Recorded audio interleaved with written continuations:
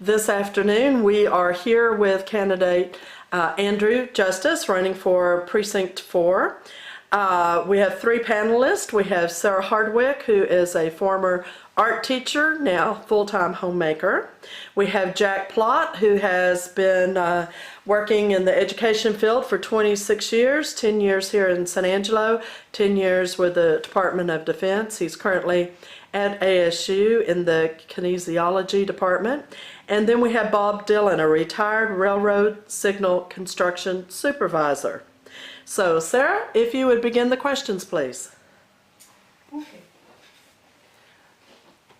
Why are you running for the city council? When we came here in 2008, we were welcomed with open arms. And my son has a mild case of cerebral palsy, and my daughter has a slight learning disability. And the community has just embraced them, and I thought it was my opportunity to give back to the community. What is your agenda as a member of the city council? Well, I view three important things for the city council. Number one, family. That is the building blocks of any community.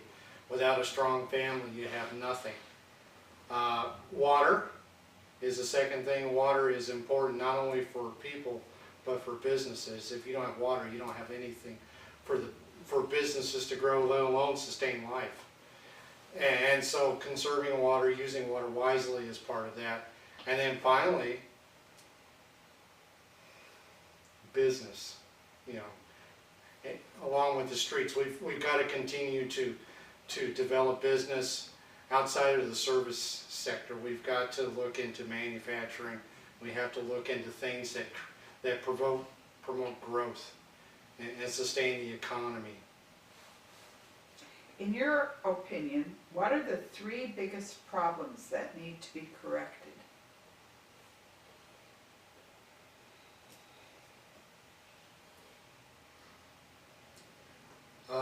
Obviously, streets are one of them.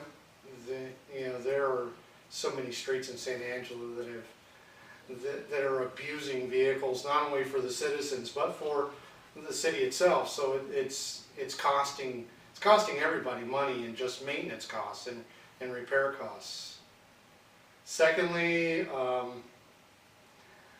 I would say water, but water usage has been curtailed in such a way that I looked at the numbers, and the city has done a good job. The citizens, I should say, of the city have done a good job of just curtailing their water usage. And even today, we got almost 0.8 of an inch of rain since 1 o'clock. And then finally, I would say probably the budget. We need to be very, very closely watching the budget and how much we are using of that budget, and making sure we aren't driving ourselves into debt.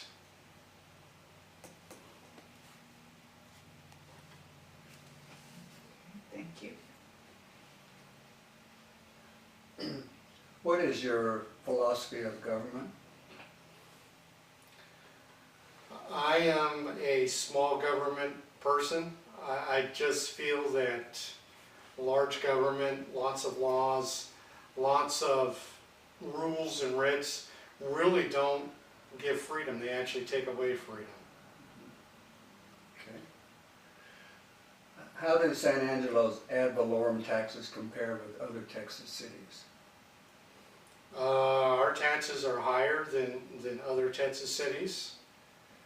Obviously that has been a history there with the city management itself. I haven't delved deeply into that yet to know why it's that high. But obviously they felt there was a need for them to be that high. Okay. What do you think about the recent developments in San Angelo's budgetary process? I wasn't completely pleased with the fact that they raised the budget 12% just because they got an influx of money. That to me was somewhat short-sighted. short-sighted because of the fact that if we continue down that path, we will continue to develop more debt and never pay off the debt that we've already accumulated. Okay. And lastly, what kind of job is the city staff doing? I would just say in general, because the city staff, there are many people, but just in general. On a scale of A through F, I would give them a B minus right now. I see room for improvement.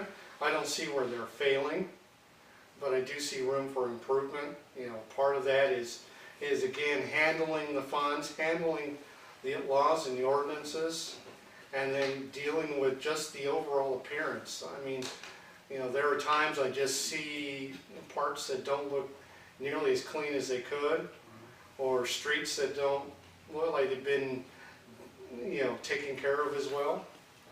And so, you know, what you see on the outside is really a prediction of what is on the inside.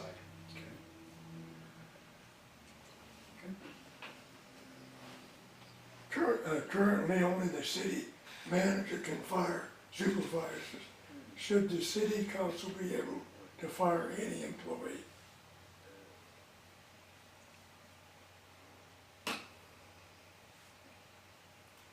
We, as a city council, I'm sure we could have that power.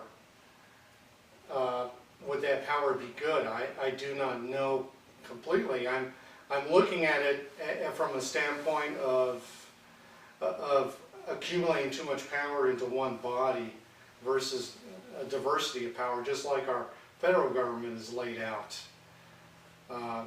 Thinking from the standpoint of that the city council is able to hire or fire people just on the whim without the city manager's input or his thoughts, that puts people on pins and needles, and they actually don't feel like they have the freedom to work as well as they should. Have you ever fired anyone, or are you willing to fire a city employee?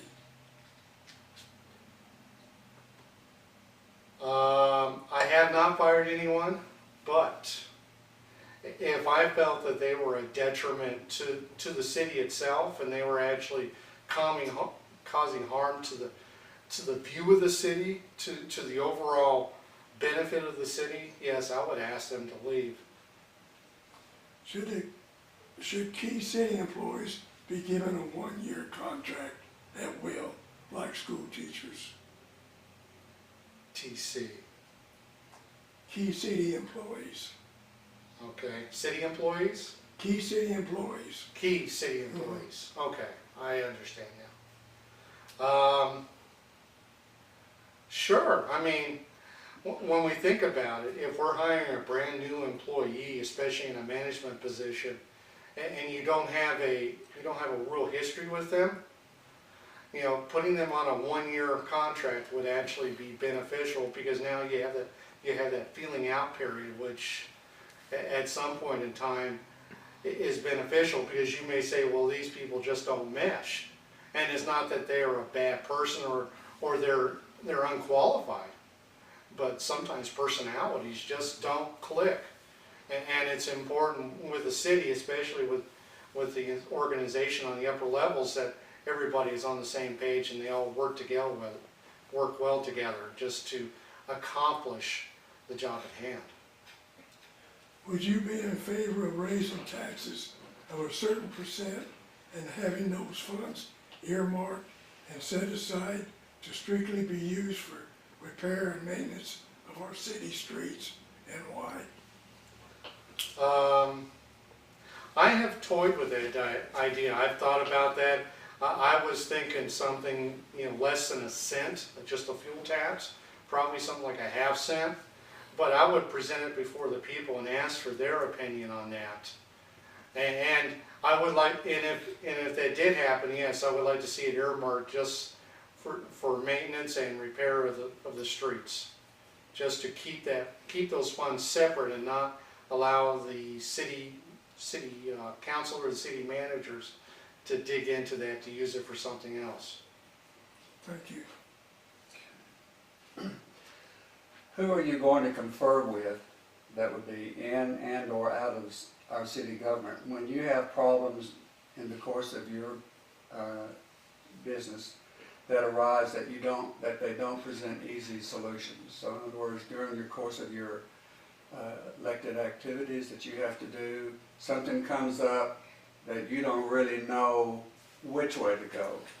Who will you confer with? It may be more than one person. Could be an elected city official, could be someone not in the government. Because that will probably happen somewhere along the line. Oh, yes, I am sure it will. Obviously, I'm going to confer with some of the council members. I'm going to look outside and confer with business owners. I'm going to confer with those that have been in council positions before, because one thing my father taught me long ago was experience is a tough teacher. Gives you the test first and the lesson afterwards. And that has always stuck with me, and a lot of times what I don't know, somebody else knows, can give me at least the proper path to take versus just kind of running blindly. Okay. Okay. Do you know what the total debt of the city is, and how do you plan on eliminating this debt? Currently, I do not know what the total debt is. I have not found where that information is, but I haven't searched completely yet either. But obviously, my opinion is debt is not a good thing at any point, and so elimination of debt would be a key component of what I would like to be able to do, and press for that with the city council to lower that debt, because the last thing I want to do is take that and pass it on to the next group of citizens to have to deal with that debt. All right, thank you, Mr. Justice. We appreciate it very much.